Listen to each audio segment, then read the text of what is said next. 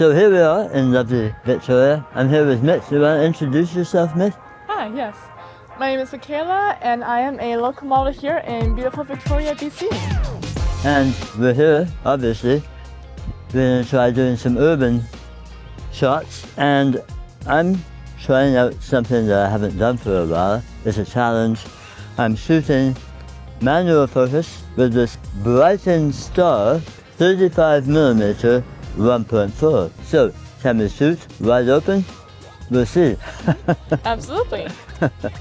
He's Certainly. a photographer ever since. Yeah, certainly there's no problem with Mitch.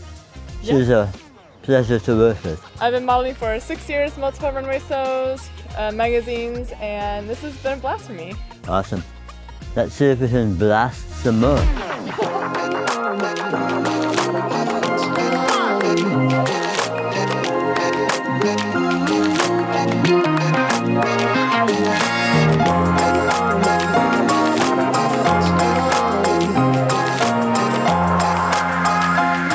So I hope we've established on the street that this Brightin Star 35mm f1.4 is capable of producing a decent portrait. And I mean, I guess, environmental portrait, if we can use that term, in an urban setting, rather than a closer view. I think I've mentioned before, I love the 35mm field of view. Some people, they like 28mm for street photography, and I've even used a 24mm to advantage, as I showed in a recent lens review. But to be honest, I'm more likely to use between 35 and 50mm, maybe right between with a 40mm, which I'm partial to, until I want just a bit more leeway. 35mm is about 14% wider than 40mm. You could opt for a 24-70 zoom that'd have you covered, and the 24-70 is a great choice, except for weight and size. Here, though, we're talking primes, and this Brightin Star is light and compact, for sure, 224 grams, or just under 8 ounces. It's just a no-brainer in my view to use 35mm to sort of contextualize the subject. And in the intro example, I was hoping to contrast the fashion with the urban landscape. And also, I was anticipating the polka dot fashion as a good candidate for a black and white image. As it turned out, I think I prefer the color version. But how about you? Let me know what you think in the comments. But to this particular lens, it's a manual focus lens. It's been around for a while, in black at least. But I opted to wait for this silver version, for Nikon Z-mount of course. So here it is now, and I think it's a handsome lens. While I'll admit, since the silver-bodied Nikon Zf debuted last September, as I recall, this silver version might match that a little bit better. But I still think this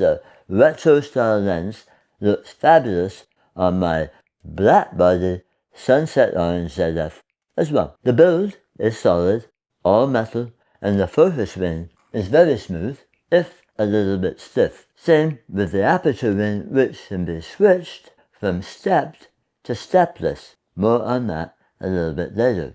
Weights vary by mount, and this Z-mount, as expected, is, relatively speaking, the heaviest of the bunch.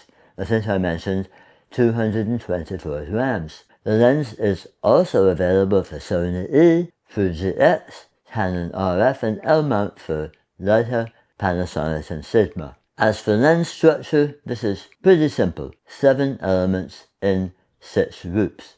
Close focus distance is 0.3 meters, that's just around 1 foot. So this is a great lens for capturing details, flowers, and small world objects. Of course, there's no contacts, so no metadata transmitted to the camera. As I mentioned in a recent video, in relation to manual focus lenses, you can enter lens info in the non-CPU lens function of your camera, as I can on this Nikon Zf. And that'll get you at least partial exposure data in applications like Lightroom. Brightin Star also sent along this Aero series ultra slim, quote, ultra low reflection protective filter. It's a pretty impressive little unit, machined brass frame, and it's made with shot B270 optical glass, best in the business. Out of the box, this lens does not come with a lens hood, and I think that's a pity.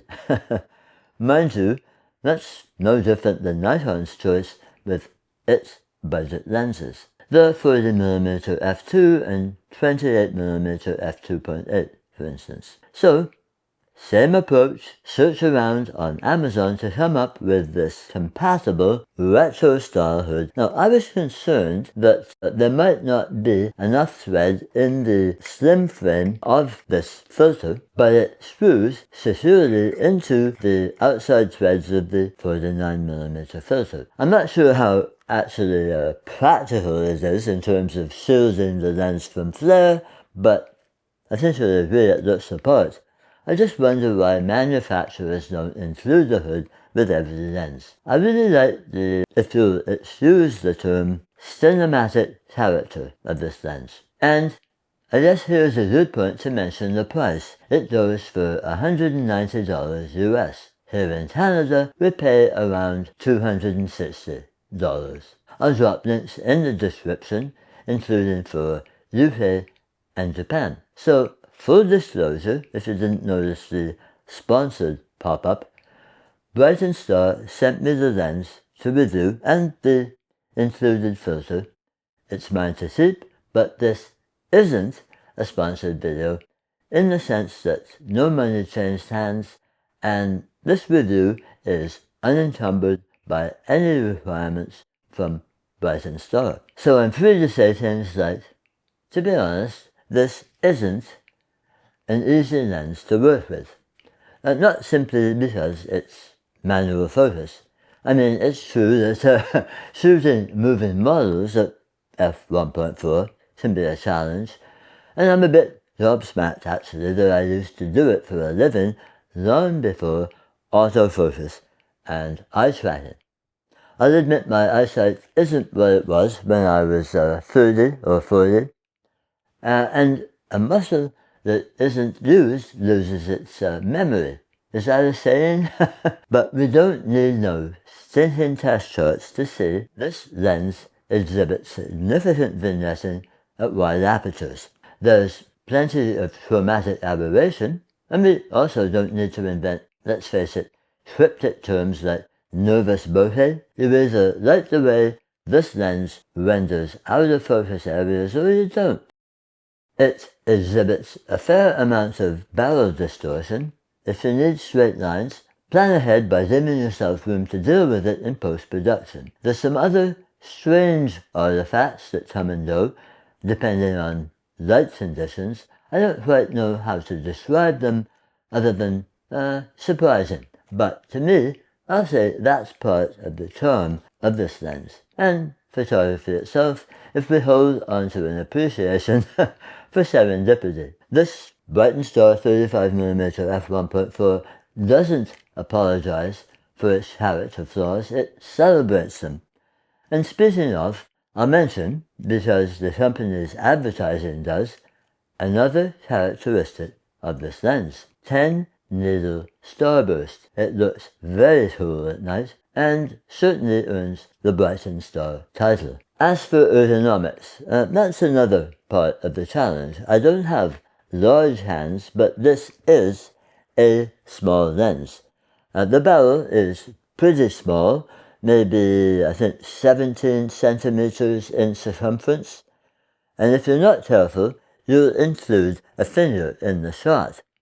So I've kind of trained myself to focus by ripping from below. So admittedly, I did back up the shoot with Michaela with the big guns, the Z9 and 85mm f1.2s. That would be my go-to combo for fashion work. But we're talking a difference of 85% in weight. Looking at it another way, the Z9 85 1.2 combo is 150% heavier than Zf Brightin Star combo. Not to mention the price difference. In Canadian dollars, we're talking $10,800 before tax compared to $2,959. That's a difference of $7,840. But, as I've said, I think at least a couple of times, I do love the 35mm frame. Combined with a wide aperture that can still blur the background, and again, this lens is a bit more affordable than the Nikon 35mm 1.2. Is this a lens I'd use for video? I did say it was cinematic in character. Its construction doesn't exactly lend itself to rigging for use with follow focus. It's a bit too fiddly. I've said that it's a challenge to focus wide open, particularly with moving subjects. So really, I would say, sure, no problem with more static scenes. There's some, but not a great amount of focus breathing, if that matters to you. And I have to say that the stepless aperture setting comes in handy here. So that's a brief look at this Brightin Star 35mm 1.4. Is this something that you'd consider adding to your bag? Do you even shoot manual focus? Let me know in the comments. But I hope you found this interesting and informative. Give it a like if you did. It helps spread the joy. And if this is your first visit to my channel, please do consider subscribing. Hit the notification bell so you don't miss more content from me. In the meantime, take care, cheers, we'll see you later.